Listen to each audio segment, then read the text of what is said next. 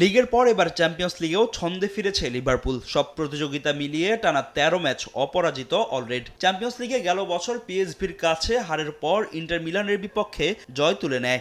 এবার ফরাসি ক্লাব মার্সেইকে হারিয়ে চ্যাম্পিয়ন্স লিগের শীর্ষ ১৬ নিশ্চিত করল আর্নে স্লটের দল।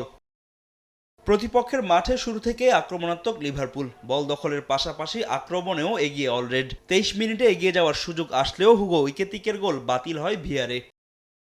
প্রথমার্ধের যোগ করা সময় লিড পায় লিভারপুল। ডিরেক্ট ফ্রি কিক থেকে দলকে এগিয়ে নেন অলরেডদের হাঙ্গেরিয়ান মিডফিল্ডার ডোমিনিক সবোসলাই।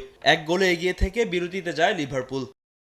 দ্বিতীয়ার্ধে সমতায় ফেরার জোর চেষ্টা চালায় মার্সেই, তবে তাদের সেই চেষ্টা বিফলে যায় নিজেদের গোলরক্ষকের ভুলে। ৭২ মিনিটে জেরেনিমো রুলির ভুলে ম্যাচে ফেরার সব আশাই নিভে যায়। ফ্রিম্পংয়ের শট ঠেকাতে গিয়ে নিজেদের জালেই বল জড়ান মার্সের আর্জেন্টাইন গোলরক্ষক।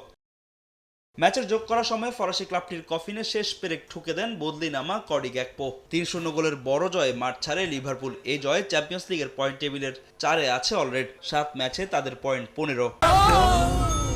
ডেন্টিস্টের পরামর্শ নাও নতুন কোলগেট অ্যাক্টিভ সল্ট। এদিকে চ্যাম্পিয়ন্স লিগে ১০ জনের দল নিয়েও জয় পেয়েছে বায়ার্ন মিউনিখ। বেলজিয়ামের অখ্যাত ক্লাব ইউনিয়ন সেন্ট গিলোইসকে ২-০ গোলে হারিয়েছে বাভারিয়ানরা। নিজেদের মাঠে শুরু থেকে আক্রমণাত্মক বায়ার্ন, যদিও প্রথমার্ধে গোলের দেখা পায়নি জার্মান ক্লাবটি। ৫২ মিনিটে ম্যাচের ডেডলক ভাঙেন হ্যারি কেন। এর ৩ মিনিট পর আবারও লিডে বায়ার্ন। নিজের দ্বিতীয় গোলের দেখা পান বাভারিয়ানদের হয়ে খেলা ইংলিশ অধিনায়ক। ৬৩ মিনিটে লাল কার্ড দেখে বায়ার্নের ডিফেন্ডার কিম মাঠ ছাড়লেও তার সুযোগ নিতে পারেনি সেন্ট গিলোইস। বরং ম্যাচের শেষ দিকে পেনাল্টি থেকে হ্যাটট্রিক পূরণের সুযোগ হাতছাড়া করেন হ্যারি কেন। শেষ পর্যন্ত ২ গোলের জয় নিয়ে মাঠ ছাড়ে বায়ার্ন মিউনিখ। ফাহিম ইসলাম, সময় সংবাদ।